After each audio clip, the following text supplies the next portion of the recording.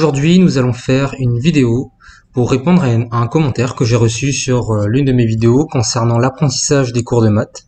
Et aujourd'hui, je vais principalement vous présenter donc un emploi du temps d'un élève qui est en classe préparatoire. Ne prenez pas cet emploi du temps comme une généralité. J'ai essayé de donner un emploi du temps assez global, avec certaines modifications selon votre filière évidemment, mais globalement, personnellement, de mon vécu, j'ai eu un emploi du temps à peu près de ce type-là, avec des horaires qui changent évidemment, et évidemment tous les jours, je n'ai pas les mêmes journées, je n'ai pas les mêmes cours et je n'ai pas les mêmes horaires de début et de fin. Cependant, j'ai essayé de simplifier au maximum afin de vous parler de la théorie, de comment envisager une année en classe préparatoire, comment l'affronter et comment se donner toutes les chances pour la réussir. Alors, commençons directement par la journée de lundi. Alors, en classe préparatoire, il faut savoir qu'on a un emploi du temps très chargé, avec énormément de cours, et surtout avec énormément de travail à la maison. C'est ça qui fait toute la différence entre une classe préparatoire et une autre formation. Alors, pour simplifier, j'ai pris donc dans mon exemple d'emploi du temps, dans cet emploi du temps, j'ai pris comme exemple un réveil à 6 heures. Donc à 6 heures, vous vous réveillez, à 7 heures, vous êtes en cours. Donc de 6 heures à 7 heures, vous vous préparez, vous prenez votre petit déjeuner, vous allez en prépa et vous commencez les cours à 7 heures. De 7 heures jusqu'à midi, vous avez vos cours. Ensuite, de midi à 14 heures, vous avez le temps de déjeuner et si vous avez du temps libre, vous pouvez travailler également. C'est ce que personnellement je faisais grâce au CDI qui était mis à disposition pour les élèves de prépa et pour les lycées puisque j'étais en prépa dans un lycée. Et c'est souvent le cas. Ensuite, l'après-midi, donc encore des cours. Et enfin, quand vous finissez par exemple à 17 heures, vous rentrez chez vous, vous n'allez pas commencer à travailler tout de suite, vous allez prendre un petit moment pour vous détendre, pour vous relâcher, et ensuite vous recommencez à travailler. Et c'est ça la différence entre une classe préparatoire et une autre formation. Dès que vous arrivez chez vous, vous avez du travail à la maison et il faut absolument que vous vous organisez, il faut absolument que vous consacriez du temps pour revoir vos cours, pour faire vos devoirs, pour réviser certaines notions. Même quand on n'a pas de devoir pour le lendemain, il est important de revoir ses cours. Toujours. Et c'est comme ça que vous allez réussir à tenir le rythme, que vous n'allez pas vous décourager et que vous pourrez suivre cette année au mieux. Donc ce que moi je préconise, c'est une fois que la détente est terminée, donc j'ai mis 1 heure de détente, ça permet de relâcher ses nerfs, ça permet de se relaxer, et ensuite on part sur 2 heures de travail. Donc 2 heures où vous pourrez par exemple revoir vos cours, réviser des notions que vous n'avez pas compris, revoir des démonstrations en maths, revoir des propositions, revoir des propriétés en physique, etc. etc. Ensuite, arrive l'heure du dîner, donc là j'ai mis 1 heure pour le dîner. Donc si vous êtes étudiant dans un appartement et que vous vivez tout seul, dans une ville loin de vos parents, eh bien j'ai mis ce créneau d'1 heure pour préparer à manger, pour faire la vaisselle, etc. Donc 1 heure, c'est assez large ici, mais je pense que la majorité des étudiants en classe préparatoire sont dans ce cas-là. Donc ensuite, une fois que le dîner est fait, je vous préconise encore 1 heure de travail. Alors, ça fait 3 heures de travail ce lundi soir. Est-ce que c'est beaucoup? Est-ce que c'est peu?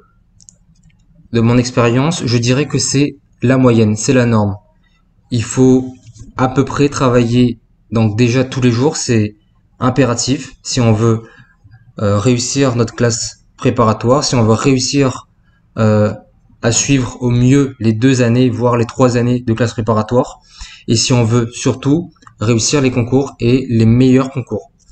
Donc là, je préconise 3 heures. C'est à vous de voir si vous êtes plus à l'aise, si vous avez des facilités, peut-être qu'il vous en faudra un peu moins. Et si vous avez plus de difficultés par rapport à d'autres, ou juste par rapport à vous, il vous faudra plus de temps que 3 heures. Donc, à 22 heures, normalement, vous avez fini de travailler, de dîner. Et donc, moi, j'ai mis un créneau pour se coucher ou pour la détente. Alors, dans cet emploi du temps, j'ai mis 7 heures de sommeil si vous respectez l'heure de coucher et l'heure de réveil. Mais personnellement, je trouve qu'en classe préparatoire, étant donné qu'on a des journées très très chargées en travail, je vous préconise de dormir vraiment 8 heures de temps pour ne pas être fatigué en cours, pour ne pas être fatigué le matin, pour ne pas avoir du mal à suivre parce que 80% de ce que vous allez assimiler s'assimile en cours. Ce n'est pas la peine de retravailler des cours à la maison si on ne les a pas compris. Enfin, ce n'est pas la peine de comprendre, d'essayer de comprendre le cours à la maison en ne pas suivant les cours en cours. Donc, il faut être concentré en cours et c'est là où la majeure partie de la compréhension se fait et ça, c'est très important. Donc, je préconise 8 heures de sommeil si vous pouvez et ça sera peut-être même mieux. Ça sera peut-être mieux de sacrifier un petit moment de votre détente pour prendre ce temps-là plutôt pour dormir et pour vous reposer. Car, je tiens à le préciser, une prépa, ça se fait en 2 ans. Et ce ne sont pas 2 ans, 2 ans, ce n'est pas une course. C'est un marathon. Il faut être endurant, il faut être persévérant, il faut faire preuve d'organisation, d'endurance. Et c'est seulement comme ça que vous ne vous découragerez pas, que vous progresserez déjà, que vous retiendrez des notions. C'est en travaillant régulièrement, et ça c'est très important. N'oubliez pas que quand vous irez en cours, vous allez à chaque fois, chaque jour, chaque semaine, chaque mois, apprendre des nouvelles notions. Si vous ne les revoyez pas, vous n'allez pas les revoir avec vos professeurs. Donc vous devez absolument être régulier et revoir vos cours régulièrement. C'est très très important. Donc, du lundi au vendredi, l'emploi du temps est à peu près similaire. Ensuite, souvent, régulièrement, donc samedi matin, c'est la matinée pour faire les examens. Donc en prépa, on a un devoir sur table par semaine. Donc c'est un créneau qui est réservé pour faire des maths, la physique, du français, peu importe. Mais en tout cas, c'est un créneau qui est réservé aux examens. Donc après ce créneau qui est réservé aux examens, dans mon emploi du temps, personnellement, c'est ce que moi je faisais. Donc je m'accordais une demi-journée avec la soirée, donc du samedi, pour me détendre, pour faire ce que je veux, pour faire du sport, pour voir des amis, pour juste me relâcher un peu de cette pression. Et ensuite, dimanche, il faut réattaquer. En fait, la semaine en prépa, elle ne commence pas lundi, elle commence dimanche. Dimanche, vous devez prendre cette journée pour travailler vos points faibles, pour améliorer vos points forts, pour faire vos devoirs maison, pour réviser vos cours, pour préparer vos TD, parce que chaque semaine vous avez de nouveaux TD dans chaque matière, et particulièrement en maths et en physique, vous avez énormément d'exercices à faire.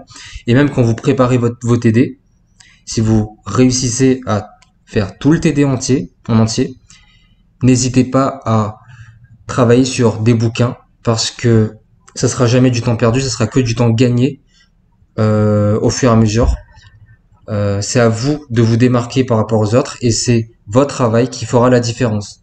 Donc dimanche, profitez de cette journée pour travailler vos points faibles, améliorer vos points forts et tout cela pour commencer une bonne semaine, pour progresser évidemment et pour faire la différence. Donc voilà, en résumé, l'emploi du temps que j'avais à peu près quand j'étais en classe préparatoire et que vous aurez certainement si vous entrez en classe préparatoire à peu près. Donc évidemment, les horaires sont flexibles. Maintenant, c'est à vous de vous organiser par rapport à vos emplois du temps, par rapport à vos contraintes. On n'a pas tous les mêmes contraintes, on n'a pas tous les mêmes privilèges également, et on n'a pas tous la même capacité à assimiler le cours. Donc on aura tous besoin de charges de travail différentes. Donc c'est à vous de vous adapter à votre profil. Sur ce, je vous souhaite une bonne soirée et j'espère que cette vidéo vous aura servi ou vous servira lorsque vous irez en classe préparatoire si c'est un choix que vous aurez fait. Allez, sur ce, bonne soirée. Ciao.